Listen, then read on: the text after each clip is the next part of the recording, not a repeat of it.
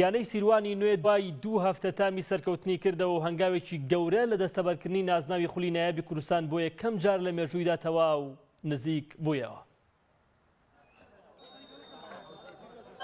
سیروان گەڕایەوە تۆمارکردنی سەرکەوتنەکانی ئەم جارەیان زەنگی بوون بە پاڵەوانی خولی نایابی کوردستانی لێدا و تەنها هەنگاوێکی کەمی ماوە.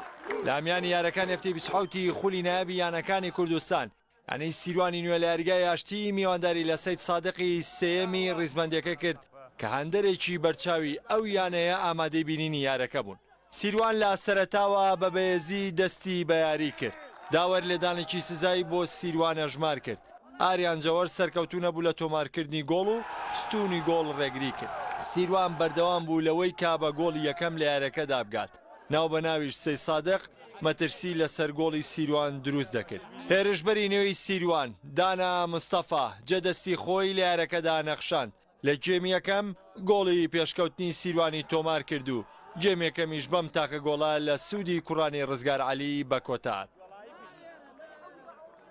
لا گێمی دووەم یارێکە ئاسێکی بێزی بردویانە بە خۆبینی. سەرەتا سەید سادق لە چەند بۆنێک ویستی بە گۆڵی سیروان بگات بەڵام سەرکەوتو نەبوو. ناو بە ناویش سیروان لە ڕێگەی هێرشاڵ گەڕاوەکانەوە مەترسی لە سەرگۆڵی سەید سادق دروست کردبوو. بە تایبەتی دانا مستەفا و پەیام دوو هێرشی مەترسیداری سیروانیان لەدەستدا و تا کۆتاییش کوڕانی ڕەمزی ساڵح سەرکەوتو نەبوون لەوەی ئەنجامەکە بۆ سەید سادق و واندەرانی یەکسام بکەنەوە. سەرنجامی ژیارەکە بەو تاکە گۆڵە لە سوودی سیروانی نوێ بە کۆتار. بەڕاستی ئەمە گەیم یەکەم خاستن بیزدەقی یەکەم لە ئەجوای یاریەکە نەبووین. دوایەکە گۆڵمان لێکرا ئێمە لە گەیمی دووەم توانیمان گۆڕانکاری بکەین. تیپەکەمان باش و 45 دقیقە زەقتمان کرد بەڵام نەمانتوانی گۆڵکەین. ئێمە یعنی بەڕاستی ئەمڕۆ هەڵی فورسەمان زۆر بووە دەمانتوانی گۆڵکەین. یاریزانەکانمان لە ڕۆژی خۆیان نەبوون. بەڵام لە گەیمی دووەم ئاسمان باش بوو توانیمان سێترەکەن سەر یاریەکە و لەسەر مەساحاتی تیپی سیروان بەڵام نەمانتوانی گۆڵ یەکسام بکەین.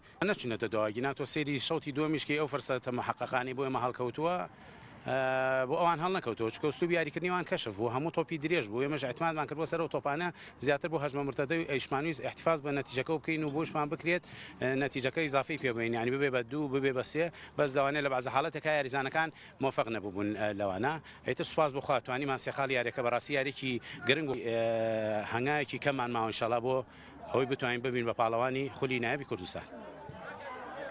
بەم بردنەوەیش سیروانی نوێ کۆی خاڵەکانی بەرزکردەوە بۆ 50 خاڵ.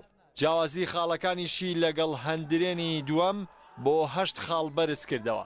بەمەش لە سیاری داهاتوویدا سیروان پێویستی بە تەنها خاڵێکە و گەر جیاوازی گۆڵەکانی وەک خۆی بەردەوام بێت ئەوە بە فەرمی دەبێتە پاڵەوانی ئەم وەرزەی خولی نایابی کوردستان.